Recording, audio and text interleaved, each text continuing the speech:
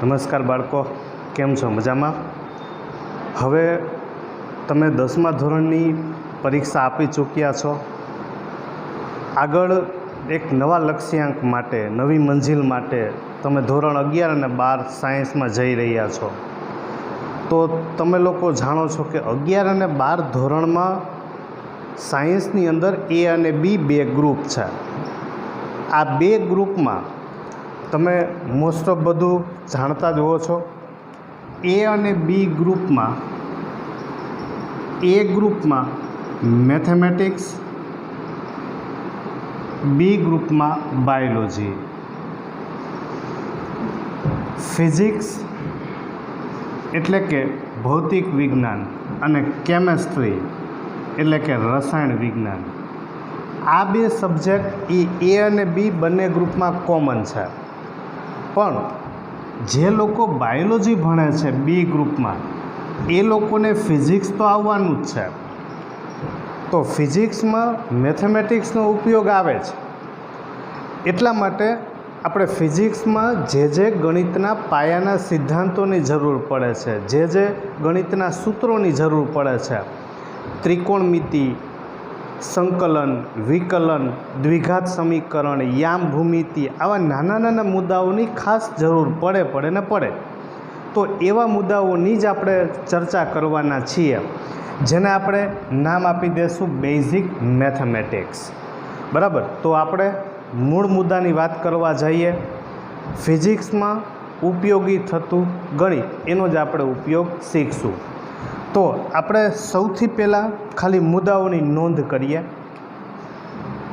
સૌથી પહેલી આપણે મૂળભૂત વાત કરશું ખૂણાઓથી. ખૂણાઓ છે એ કયા એકમમાં માપવામાં આવે, એકબીજાનું ખૂણામાં કેવી રીતે રૂપાંતર કરવું. બીજું વાત કરશું આપણે ત્રિકોણમિતિની, કે જે સૌથી અગત્યનો ટૉપિક છે, ત્રિકોણમિતિ. એના પછી વાત કરશું આપણે વિકલનની. એના પછી આપણે વાત કરશું સંકલનની. આ ઉપરાંત થોડી ઘણી જરૂરિયાત દ્વિઘાત સમીકરણની પડે છે. તો આ એવા મુદ્દાઓ છે કે જે આપણે આવડતા હોવા જરૂરી છે. તો આપણે શરૂ કરીએ. આપણો પહેલો મુદ્દો છે, એ છે ખૂણાઓ, જેને આપણે એંગલ્સ કહીએ છીએ. હવે ખૂણાઓ છે તો પેલો એક નાનકડો પ્રાઇમરી શબ્દ શીખી લઈ કે ખૂણો છે એ કેવી રીતે બને છે.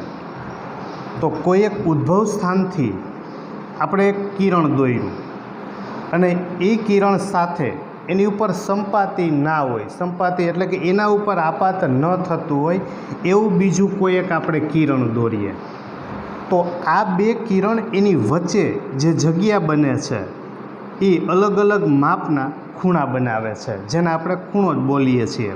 આ આપણે પ્રાઇમરીથી શીખેલા છીએ. ધારી લ્યો કે હું આ કિરણમાં અહીંયા નામ આપી દઉં એ, બી અને અહીંયા નામ આપી દઉં સી. તો આ આપણી પાસે ખૂણો બની ગયો એ, બી અને સી. ખૂણાનું માપ જે કાંઈ હોય, 10 હોય, 20, 30, 15, 30 કોઈ પણ હોય, એ ખૂણાનું આપણે અહીંયા નામ લખીએ છીએ, એટલે કે એનો નંબર લખીએ છીએ. જો એનું માપ લખશું તો આપણે આગળ અહીંયા એમ કરશું, માપ ખૂણો એ, બી, સી. ધારો કે આ ખૂણાને હું થીટા કહી દઉં, તો માપ ખૂણો એ, બી, સી બરાબર બનશે થીટા. તો આ વાત થઈ ખૂણાની. હવે ખૂણો છે એ બે એકમમાં માપવામાં આવે છે. ખૂણો બે એકમમાં આપણે એની વાત કરશું. એક એવો એકમ કે જેને આપણે અંશ માપ કહીએ છીએ, અને બીજું માપ કે જેને આપણે રેડિયન કહીએ છીએ. અંશ અને રેડિયન. તો અંશ માપ એટલે શું? તો કે કોઈ પણ 90 અંશનો ખૂણો હોય, જો આપણે અંશ બોલી જાય છીએ, તો 90ના 90 ભાગ કરો તો મળતા દરેક ભાગને એક અંશ કહેવાય. સૌથી મોટો એકમ અંશ છે. એક અંશ, જો આપણે એને કલાકની સાથે સરખામણી કરીએ તો 1 કલાક બોલીએ, એમ આપણે એક અંશ બોલીએ છીએ. એક અંશ બરાબર 60 મિનિટ, અથવા તો બીજો આપણે એના માટે શબ્દ વાપરશું કળા. 1 અંશ એટલે 60 મિનિટ. 1 મિનિટ એટલે 60 સેકન્ડ, જેને આપણે બોલીએ છીએ વિકળ, અથવા તો તમે એને સેકન્ડ કહી શકો. તો 1 અંશ એટલે 60 મિનિટ, 1 મિનિટ એટલે 60 સેકન્ડ. એના માટે કળા અને વિકળા શબ્દ તમે વાપરી શકો. બીજું માપ છે આપણી પાસે રેડિયન. રેડિયન એટલે શું? તો કે વર્તુળની અંદર જ્યારે આપણે કોઈ પણ એક વર્તુળ દોરીએ તો એક ત્રિજ્યા લીધેલી હોય છે. આ કેન્દ્ર, આ એની ત્રિજ્યા. તો ત્રિજ્યા જેટલું માપ લઈ અને વર્તુળ પર એક ચાપ દોરીએ તો એ ચાપને કેન્દ્ર સાથે આપણે જોડી દેશું તો એની વચ્ચે જે બનતો ખૂણો છે, આ ખૂણો રેડિયન માપ બતાવે, જેને આપણે થીટા લખશું. હવે આ કેન્દ્ર ઓ હોય, અહીં આપણે નામ આપી દઈએ એ અને બી. તો એ બી છે, એથી બીનું માપ, એથી બીનું માપ છે એ ચાપનું માપ બતાવે, ચાપ, જેને આપણે એલ લખીએ છીએ. એલ એટલે ચાપની લંબાઈ. તો અહીંયાથી આપણે સૂત્ર મળશે કે થીટા બરાબર એલના છેદમાં આર. એટલે યાદ રાખશું કે રેડિયન માપ શેનાથી મળે? એલ એટલે કે ચાપની લંબાઈ છેદમાં આર, આર એટલે ત્રિજ્યા. આ બંનેના ગુણોત્તરને કહેશું થીટા. હવે આપણી પાસે બે એકમ થઈ ગયા. એક અંશ માપ બની ગયું, બીજું રેડિયન. હવે આપણે એ વાતને શીખવી છે કે એકબીજાને રૂપાંતર કેમ કરવા. અંશને રેડિયનમાં, રેડિયનને અંશમાં. તો એ બે વચ્ચે આપણે ખાસ એક સંબંધ યાદ રાખશું કે 180 અંશ થાય ત્યારે પાઈ રેડિયન થાય, અથવા તો આપણે એને લખશું પાઈ ઉપર સી. C means curvature. 180 અંશ એટલે પાઈ રેડિયન, અથવા તો પાઈ સી મતલબ કર્વેચર. હવે આમાંથી આપણે જે કાંઈની કિંમત જોતી હશે એને આપણે છેદમાં લઈ જઈશું. ધારો કે આપણે એક અંશ છે, અંશ, તો 180ના ગુણાકારમાંથી છેદમાં લઈ જાઓ તો 1 બરાબર પાઈના છેદમાં 180. તો આપણી પાસે બની ગયું કે એક અંશ છે, તમારે એને રેડિયનમાં ફેરવવું છે તો એ બની જશે એક અંશ બરાબર પાઈના છેદમાં 180 રેડિયન. અથવા તો હવે પાઈને તમે છેદમાં લઈ જશો તો એ સૂત્ર પ્રમાણે આપણે બનાવશું તો 180 એના છેદમાં પાઈ એટલા અંશ બરાબર થઈ જશે 1 રેડિયન. તો આ બની ગયું બે માટે રૂપાંતરણનું સૂત્ર. જો ડાયરેક્ટ આપણને આ સૂત્ર ધ્યાનમાં ના રહેતું હોય અથવા તો યાદ રાખવામાં એમ લાગે કે મુશ્કેલી પડે છે તો સાવ સાદો ગુણોત્તર લઈ લેવાનો. વર્ષોથી આપણે ત્રિરાશિ મૂકતા શીખવાડેલી છે કે ધારો કે આપણને એમ કીધું હોય કે 30 અંશ બરાબર ખાલી જગ્યા રેડિયન. 30 અંશ બરાબર ખાલી જગ્યા રેડિયન. તો અહીંયા આપણને અંશ આપેલા છે. આપણે માત્ર એટલું જ ધ્યાન રાખવાનું છે કે જે આપેલું છે ને પહેલાં લખવાનું. અંશ આપેલા છે તો અંશ પહેલાં લખાય. 180 અંશ હોય તો પાઈ રેડિયન થાય. તો આપણી પાસે 30 અંશ હોય તો કેટલા રેડિયન થાય? તો આને આપણે ગણતરી કરીએ તો 30 ગુણાકારમાં પાઈ એના છેદમાં 180. 30 × 180 એટલે આપણને મળશે π/6. આ સાદી ગણતરી જે સૌથી સહેલી હોય. 30 અંશ કીધું હતું, કેટલા રેડિયન? અંશ આપેલા હતા એટલે અંશને પહેલાં લખ્યું. હવે ધારી લ્યો કે આપણે બીજી એવી ગણતરી કરીએ કે આપણને એવું આપેલું હોય કે π/4 રેડિયન તો કેટલા અંશ? π/4 રેડિયન તો કેટલા અંશ? હવે અહીંયા આપણને રેડિયન આપેલું છે તો રેડિયનને આપણે પહેલાં લખશું. રેડિયન મતલબ પાઈ. જો પાઈ રેડિયન હોય તો 180 અંશ થાય છે. તો π/4 રેડિયન હોય તો કેટલા અંશ થાય? તો π/4 એના ગુણાકારમાં 180 એના છેદમાં પાઈ. આ પાઈ પાઈ કેન્સલ, 4 ઉડાડશું તો એ મળશે આપણને 45, મતલબ એનો જવાબ આવશે 45 અંશ. તો આ વાત થઈ સાદી ગણતરી. સીધું સૂત્ર યાદ હશે તો પણ ચાલશે, અથવા સીધી ગણતરી આવી કરી શકાય કે અંશ આપેલું છે તો અંશને પહેલાં સામે પાઈ, આમાં રેડિયન આપેલું છે તો રેડિયન પહેલાં લખશું પાઈ અને સામે લખશું 180. તો આ વાત થઈ અંશ અને રેડિયન એકબીજામાં આપણે કઈ રીતે રૂપાંતર કરશું. એના પછી આપણે બીજો ટોપિક શરૂ કરીએ, એ છે ત્રિકોણમિતિ. ત્રિકોણમિતિ છે જેને આપણે બોલીએ છીએ ઇંગ્લિશમાં ટ્રિગોનોમેટ્રી.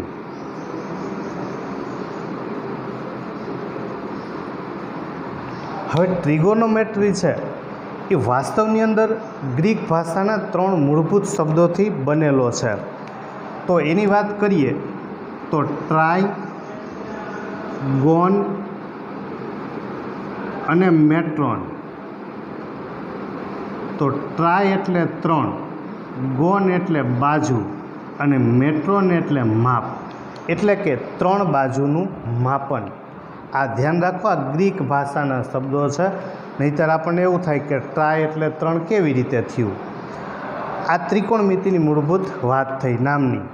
હવે ત્રિકોણમિતિ છે એમાં આપણે કાટકોણ ત્રિકોણ ઉપર વાત કરીએ તો ત્રિકોણ ABC લઈએ, કાટખૂણો લઈ લેશું આપણે B.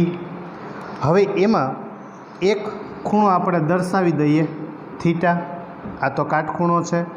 A અને C 2 ખૂણા, 2માંથી કોઈ પણ એકને આપણે થીટા વડે દર્શાવીએ.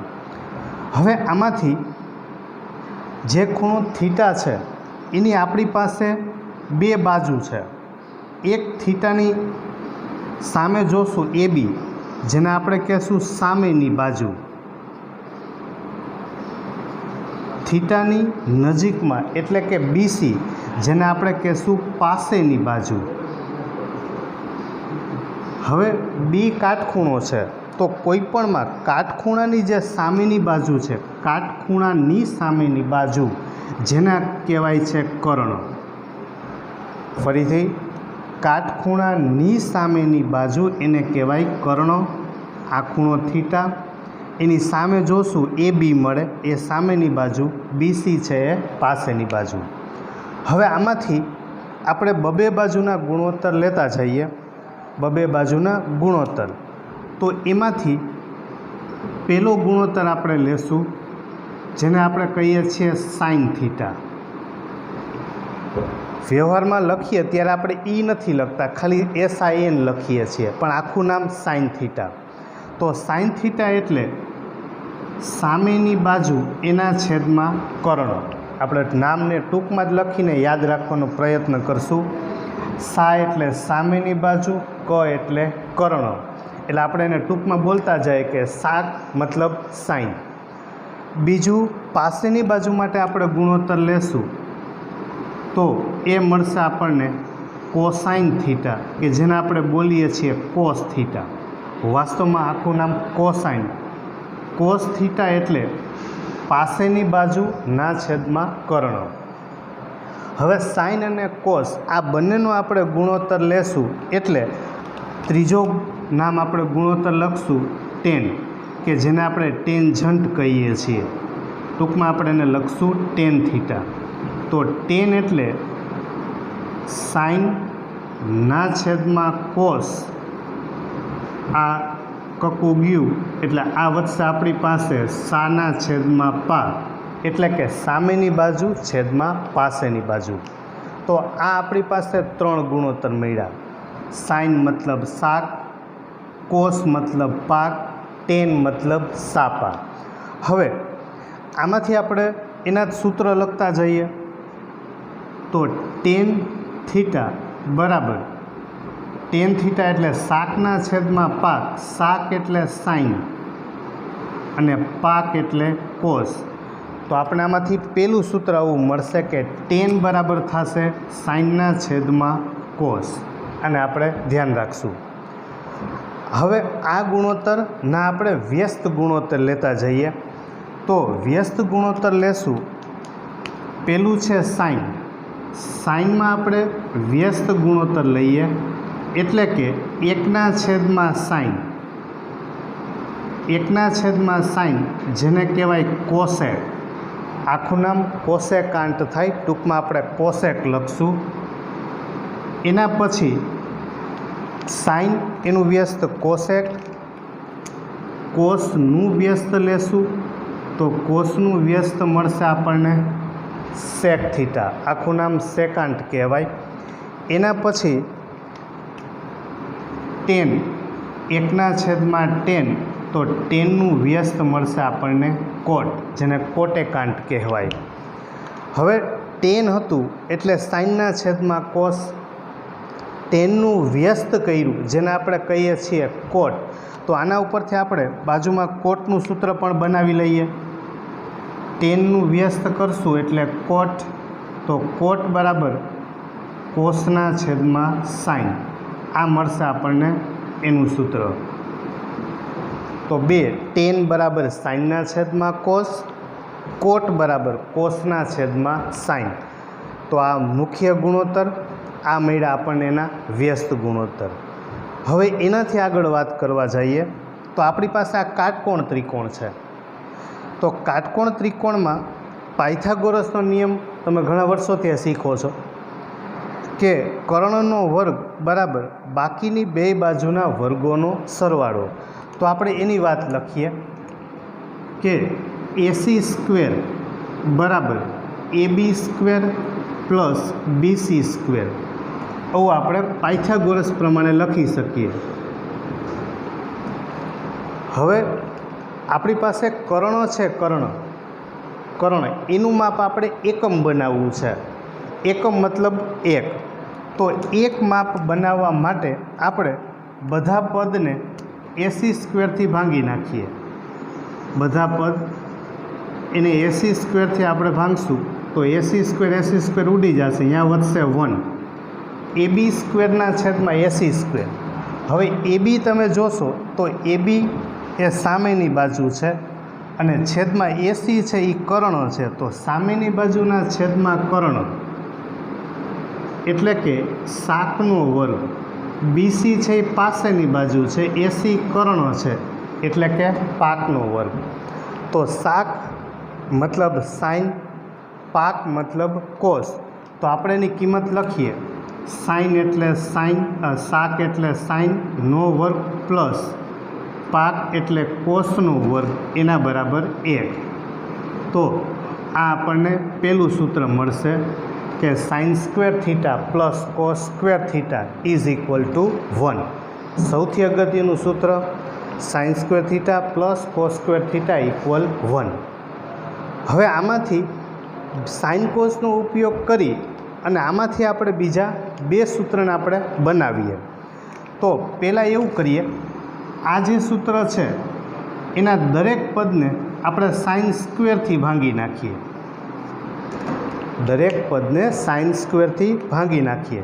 તો sin² છેદમાં sin² લખશો એટલે એ થશે 1. બીજું મળશે આપણને cos² છેદમાં sin². એના બરાબર 1 છેદમાં sin².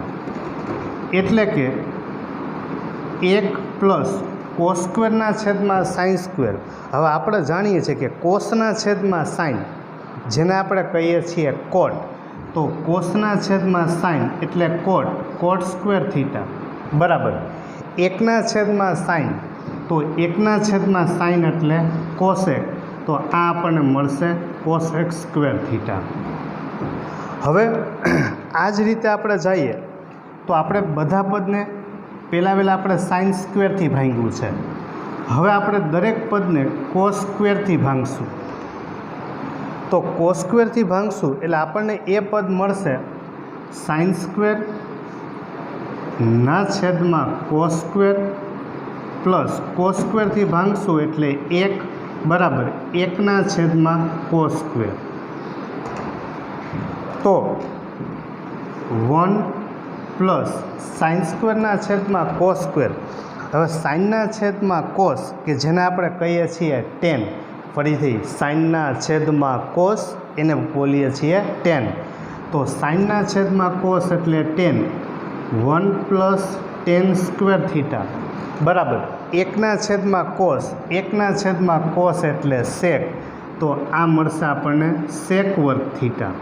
તો આપણને ત્રીજું સૂત્ર મળ્યું કે 1 + tan સ્ક્વેર થીટા એના બરાબર આપણને મળશે સેક સ્ક્વેર થીટા. તો આપણી પાસે 3 નિત્યસમ થઈ ગયા. Sine square plus cos square બરાબર 1. યાદ આપણે એમ રાખશું કે એ એકે પૂરું કરે છે, બાકીના બે એકે શરૂ કરે છે. ફરીથી sine square plus cos square બરાબર 1. એકે પૂરું કર્યું તો 1 + 1 + જો આપણે કોટ સ્ક્વેર ઉમેરશું તો કોસેક સ્ક્વેર મળશે, ટેન સ્ક્વેર ઉમેરશું તો સેક સ્ક્વેર મળશે. એને યાદ રાખવા આપણે એવું બનાવી લઈએ કે અહીંયા કોટ કોસેક છે, તો મતલબ બેયમાં કો છે. તો આપણે યાદ જ એમ રાખશું કે નાનું સ્પેલિંગ 3 કોટ સ્ક્વેર, તો જવાબ આવશે કોસેક સ્ક્વેર. એ નિત્યસમને આપણે યાદ રાખશું, કોકોનું નિત્યસમ કહેશું. અહીંયા આપણે એસ અને ટી છે, તો આપણે એને એસટીનું નિત્યસમ બનાવી લેશું કે 1 + tan સ્ક્વેર થીટા બરાબર મળશે આપણને સેક સ્ક્વેર થીટા.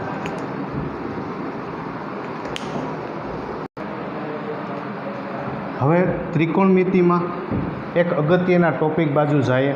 સૌથી અગત્યનો ટોપિક એ છે એકમ વર્તુળ. આ ટોપિક 11મા ધોરણમાં, 12મા ધોરણમાં, ફિઝિક્સમાં તો જરૂર પડે જ, પણ ગણિતવાળા માટે તો અતિ ઉપયોગી છે. તો એકમ વર્તુળ કે જેને કહીએ છીએ આપણે યુનિટ સર્કલ.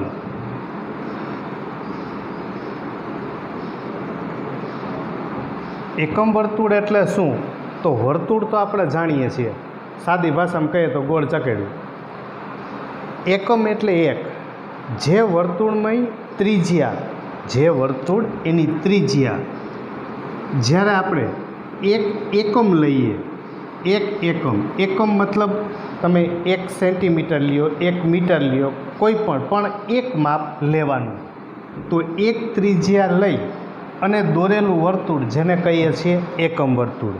હવે એમાં આપણે એક વર્તુળ દોરીએ. હવે એ વર્તુળમાં એક્સ અક્ષ અને વાય અક્ષ જ્યારે લંબરૂપે છેદે ત્યારે 4 ભાગ બને. એ બનતા દરેક ભાગને ચરણ કહેવાય. હવે એ ચરણ, આ એક્સ અક્ષ, આ વાય અક્ષ, આ એક્સ ડેશ, આ વાય ડેશ, એટલે કે ઋણ અને આય ઋણ. આ 4 ભાગમાં આપણે એન્ટી ક્લોક સિસ્ટમમાં લખશું, એટલે કે વિષમ ઘડી દિશામાં. જો વિષમ ઘડી દિશામાં લખશું તો આ પહેલું ચરણ થશે, આ બીજું ચરણ, આ ત્રીજું ચરણ અને આ ચોથું ચરણ. આ 4 ચરણ બની ગયા. નંબર 12 લખેલા છે અહીંયા, આપણે ભેગું બધું ન દેખાય એટલા માટે. 1 2 3 અને 4 ચરણ બની ગયા. હવે આપણે એક્સ અક્ષ અને વાય અક્ષ જ્યાં છેદ એને ઉગમ બિંદુ કહેવાય. એના યામ 0 0 હોય, એક્સ ને વાય. ત્રિજ્યા આપણે એક એકમ લીધેલી છે. ધારો કે અહીંયા નામ આપી દઉં એ, અહીંયા કહી દઉં એ ડેશ, આ બી અને અહીંયા મળશે આપણને બી ડેશ. એક એકમ ત્રિજ્યા લીધેલી છે માટે એ છે એના યામ આપણને મળશે 1 0. શું કામ? એક્સ અક્ષ ઉપર હોય એટલે વાય યામ 0 હોય. આ ઋણ બાજુ જશું એટલે આના યામ મળશે આપણને -1 0. બીના યામ થશે 0 1 અને બી ડેશના યામ થશે 0 અને -1. વાય અક્ષ ઉપર છે એટલે એક્સ યામ 0, એક્સ અક્ષ ઉપર હોય તો વાય યામ 0.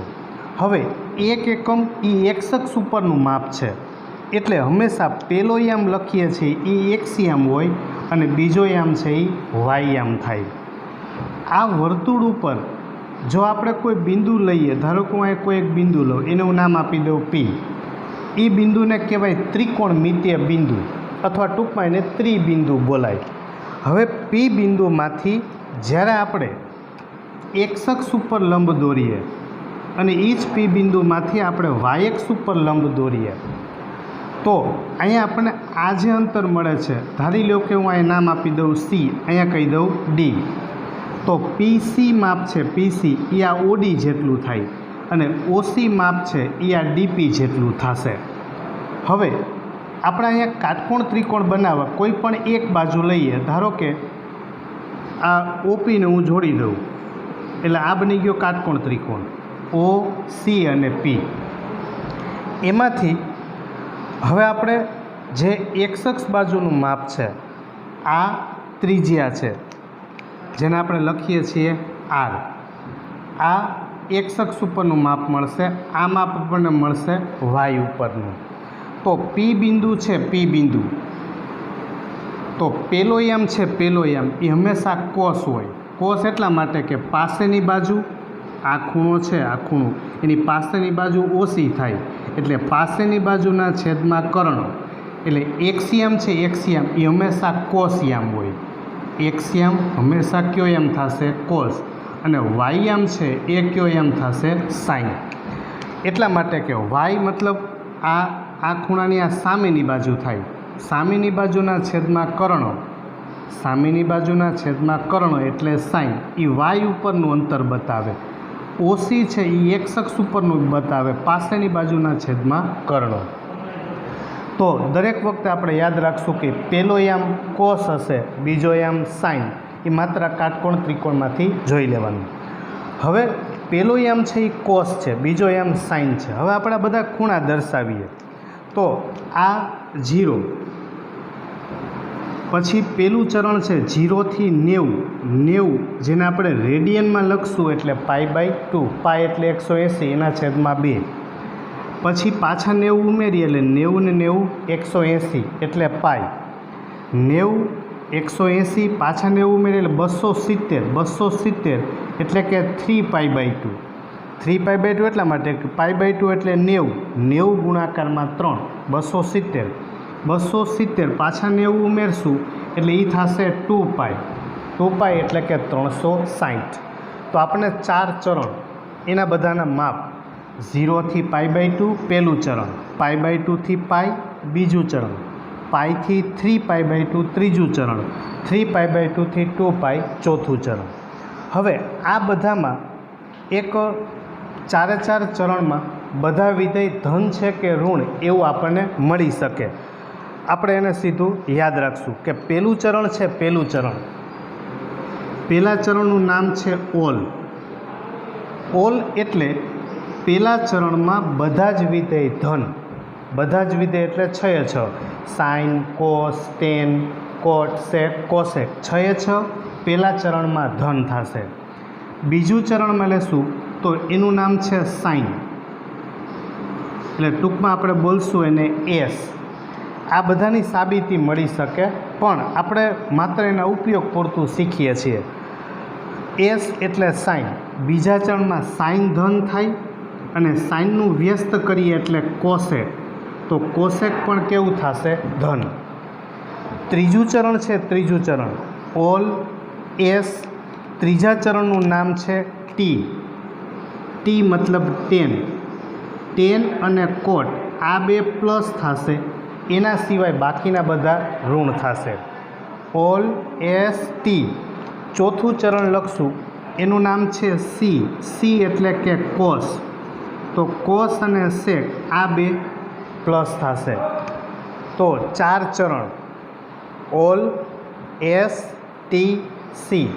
આપણે એને ફરીથી ઓલ એસ ટી સી.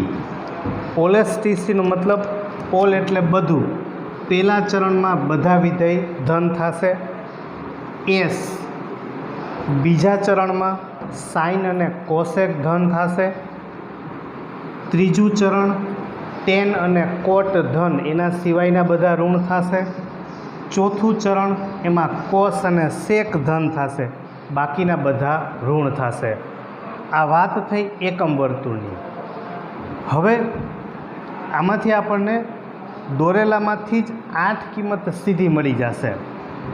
જો 0 છે પહેલી કિંમત એક્સ જે કોસ બતાવે, બીજું વાય એ સાઇન બતાવે. તો અહીંયા આપણે લખતા જઈએ કે CS અહીંયા મળશે આપણને CS, આમાં મળશે CS, આને કહેશું CS.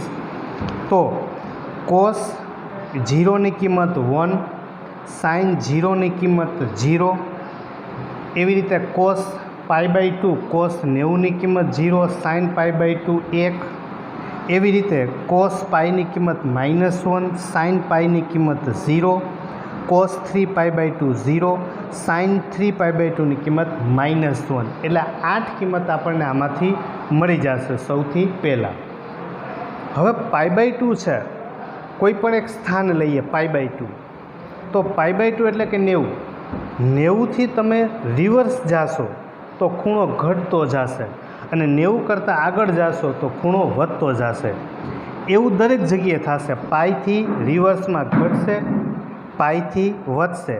3π/2થી રિવર્સ જાવ તો ઘટે, 3π/2થી આગળ જાવ તો વધશે. એવું અહીંયા 2π છે, તો 2π રિવર્સમાં ઘટે ને આગળ વધશે.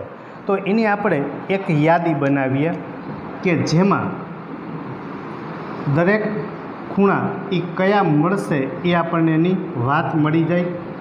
અહીંયા તો કે 0, આ π/2, પાઈ, 3π/2 એન્ડ 2π.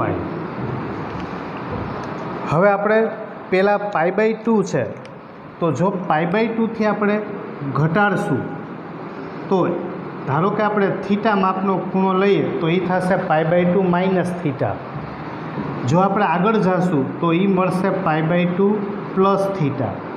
π/2 માઇનસ થીટા આ પહેલું ચરણ છે આપણી પાસે, આ બીજું ચરણ છે, આ ત્રીજું ચરણ છે અને આ ચોથું ચરણ. તો પહેલા ચરણમાં π/2 માઇનસ આવે, બીજા ચરણમાં π/2 પ્લસ આવે. બીજા ચરણમાં અહીંયા પાઈથી વાત કરશું તો રિવર્સ જાશું તો ખૂણો ઘટે, તો પાઈ માઇનસ થશે, આગળ જાશું તો પાઈ પ્લસ થશે. એટલે કે pi minus theta, pi plus theta. હવે એની આગળ વાત કરીએ 3π/2 છે, તો 3π/2થી આપણે રિવર્સ જાશું તો એ થશે 3π/2 માઇનસ થીટા અને આગળ જાશું તો એ મળશે 3π/2 પ્લસ થીટા. હવે એવી રીતે 2π માટે જઈએ તો રિવર્સ જાશું તો એ થશે 2π માઇનસ થીટા અને એની આગળ જાશું તો એ મળશે આપણે 2π પ્લસ થીટા. તો ફરીથી ધ્યાન રાખો, આ બહુ અગત્યનું છે, બહુ અગત્યનું છે કે કયો ખૂણો કયા વિધેયમાં ધન થશે કે ઋણ થશે, આ સૌથી પહેલાં આવડવું જોઈએ. ધારો કે આપણે સાઇનની વાત કરીએ તો સાઇન પહેલાંમાં ધન છે, બધામાં બીજામાં ધન છે, તો સાઇનનો જવાબ પહેલાં બીજા ચરણમાં પ્લસ જ આવવાનો. કોસ લ્યો ઉદાહરણ તરીકે, તો કોસ પહેલાંમાં ધન થાય, ચોથામાં ધન થાય, બીજા અને ત્રીજામાં તો એ ઋણ થશે. તો આ સૌથી પહેલાં ધ્યાન રાખવું જરૂરી છે. 4 ચરણ અને એમાં કયા વિધેયને આપણે લેવા. તો